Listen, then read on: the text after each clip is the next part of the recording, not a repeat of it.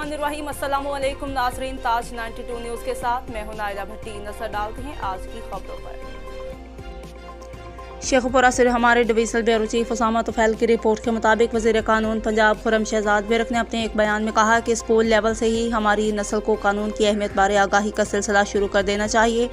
जब तक किसी को अच्छे और बुरे की तमीज़ नहीं होगी वह कानून की इज्जत करना भी नहीं सीख सकता, क्योंकि इसकी इब्तदा ही यही है।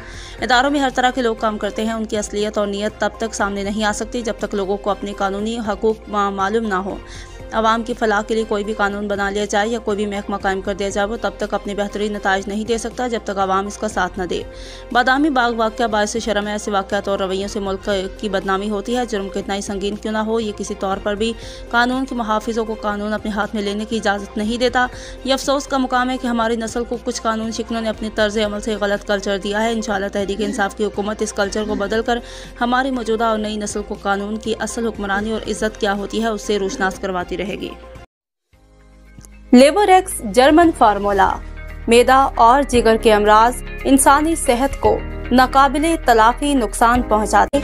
इन तमाम मसाइल की वजह से आपको जिन तकलीफात का सामना है उनसे छुटकारे का मौसर और शानदार एक ही हल लेबोरेक्स होम्योपैथिक ड्रॉप्स बनाए आपको स्मार्ट, तंदुरुस्त, जवान और सिर्फ 2250 रुपए में होम डिलीवरी के साथ।